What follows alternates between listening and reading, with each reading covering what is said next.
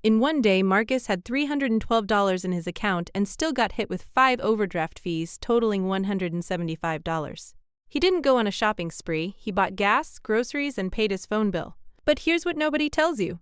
The order your bank processes transactions can multiply your fees. If you've ever checked your balance and thought, that shouldn't be negative, this is the moment you recognize yourself. So how does $312 turn into 5 separate penalties? By the end of this video, you'll see the exact mechanism that makes small mistakes expensive. And why it matters now is simple. The average overdraft fee is still around $30 to $35 per transaction. Let's break down the reordering system. Marcus's day looked normal: $42 for groceries in the morning, $18 for gas at lunch, $96 for a utility bill in the afternoon. Later that night, a $210 rent payment hit his account. Chronologically, he should have dipped slightly negative once. Instead, he was charged 5 separate overdraft fees because the bank didn't process those charges in the order he made them. They processed the largest transaction first. That single change turned one shortfall into a cascade. So why does this happen? For years, many banks used high-to-low transaction reordering, meaning they post the largest debits before smaller ones. On paper, the justification was making sure big important payments clear. In practice, it often increases the number of overdraft events. Think of your balance like a stack of blocks. If you remove the biggest block first, the whole stack collapses faster. Behavioral economists call this a fee maximization structure, where the system is optimized for revenue, not user outcomes. And the math is simple. One large debit first can push multiple smaller ones into negative territory. Consumer Financial Protection Bureau research in the early 2010s found that transaction reordering significantly increased overdraft fees for affected customers.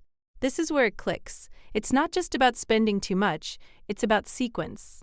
Even if your total spending is the same, the order can change your total fees. A University of Chicago-affiliated analysis showed that reordering from high to low could more than double overdraft charges in some cases. And here's where it gets interesting. Most customers assume chronological processing. That assumption is a cognitive shortcut called the default expectation bias. We assume systems follow the timeline we experienced. Marcus saw his purchases in one order, so he believed they would be processed that way. But the system he interacted with wasn't the system doing the accounting. And that gap between perception and processing is where the fees live. Now zoom out. Overdraft fees generated billions in revenue annually before regulatory pressure forced changes. In some peak years, banks collected over $30 billion in overdraft and NSF fees combined. That's not a rounding error, that's a business line. And like any business line, it's measured and optimized. Open loop, in a minute, I'll show you why smaller purchases are often the ones that end up triggering multiple fees. First, you need one more concept: loss aversion. We feel the pain of losing $35 more intensely than the relief of avoiding it. That emotional shock can push people into reactive decisions, like transferring money late or taking out high-cost credit. So the initial fee can trigger a secondary cost. Now imagine Marcus's account after the $210 rent is processed first. His balance drops below zero before the $42 groceries and $18 gas are applied. Each of those smaller transactions now becomes a separate event, and each event carries its own $35 penalty. Suddenly, normal daily spending looks reckless on paper. But here's the pattern interrupt. The spending didn't change. The order did. This is the structural piece most people miss. Overdraft systems often operate on batch processing, not real-time chronological flow. So what you see pending isn't always what's finalized first. Add in holds, authorizations, and the picture gets more complex. That complexity creates opacity, and opacity weakens your ability to predict outcomes. Sound familiar? This is similar to anchoring bias in reverse. You anchor to the balance you saw at 2 p.m., even though the final ledger recalculates overnight. So you make decisions based on an outdated anchor, open loop. In a minute, you'll see why 5 small swipes can be more dangerous than one big one. Banks historically argued that high-to-low processing protects customers from missing large critical payments. But data from enforcement actions showed the side effect was multiple additional overdraft fees on smaller purchases. In some documented cases, a single large transaction first triggered 3 to 4 additional penalties the same day. This is where moral hazard enters the picture.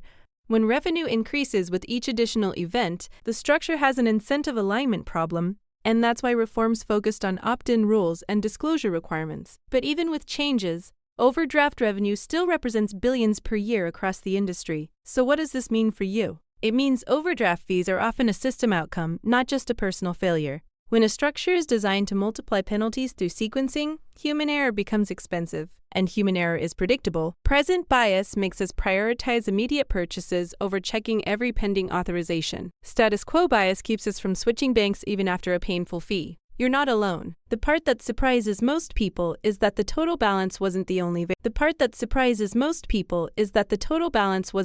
variable. Sequence, batching, and timing were the hidden levers. That's why two people with identical spending can end up with different fee totals, because their transaction order was different. And that difference can mean $105 versus $35 in a single afternoon. Here's the empowering reframe. Understanding the structure changes how you interpret the charge. Instead of "I'm terrible with money," it becomes "I'm interacting with a system that amplifies timing mistakes." And that ties back to Marcus's $312 day that turned into $175 in fees because of reordering, not recklessness. Drop a comment if you've ever been surprised by the order your transactions were posted. I break down financial systems like this every week. If this helped you see the pattern, there's more where this came from. Next time, I'm diving into how minimum payment algorithms quietly stretch credit card debt for years.